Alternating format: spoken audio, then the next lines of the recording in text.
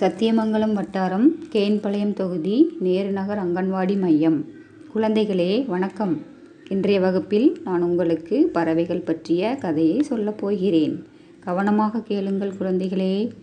ஒரு குளத்தின் அருகே ஒரு காகம் வசித்து வந்தது. அதற்கும் பக்கத்தில் உள்ள ஒரு மரத்தில் அன்னப்பறவையும் வசித்து வந்தது.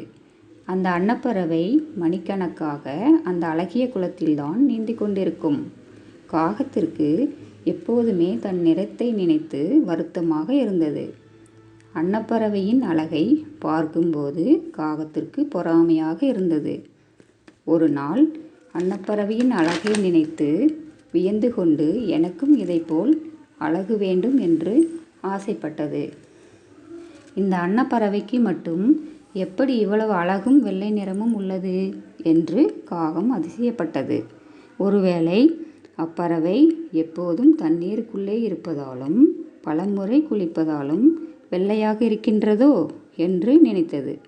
காகமும் எத்தனை முறை முடியுமோ அத்தனை முறை குளிப்பது என்று தீர்மானித்தது. அப்படி செய்தால் தானும் அழகாக வெள்ளையாக மாறலாம் என்று நம்பியது. அந்த நம்பிக்கையில் ஒரு அழகனாக மாறும் தன் பயிற்சிகளை காகம் துவங்கியது. காகத்துக்கு என்ன நடக்கப் போகிறது என தெரிந்து கொள்ள அன்னப்பறவையும் மற்ற பறவைகளும் ஆவலுடன் காத்திருந்தன. பல முறை குளித்த பின்னரும் காகத்தின் தோற்றத்தில் ஒரு மாற்றமும் ஏற்படவில்லை. இருந்தும் காகம் தன் முயற்சியை கைவிட விரும்பவில்லை. ஒரு நாளில் காகம் பல முறை குளித்தது. கடைசியில் ஒரு நாள் காகம் காய்ச்சலில் விழுந்தது. அதிலிருந்து நலம் பெற்று வர மிகவும் கஷ்டப்பட்டது.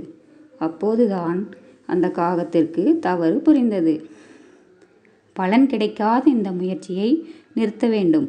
நான் எப்படி இருக்கின்றோமோ அப்படி இருக்க பழகி சந்தோஷப்பட வேண்டும் என்று தனக்குள் சொல்லிக்கொண்டது. மனதில் அப்படி ஒரு மாற்றமும் வந்த பின் அந்த காகம் எப்போதும் சந்தோஷமுள்ள ஒரு பறவையாக மாறியது. நாம் எப்படி இருக்கின்றோமோ அப்படி இருப்பதில் தான் சந்தோஷப்பட வேண்டும் குழந்தைகளே. அடுத்த வகுப்பில் சந்திக்கலாம் குழந்தைகளே. நன்றி, வணக்கம்.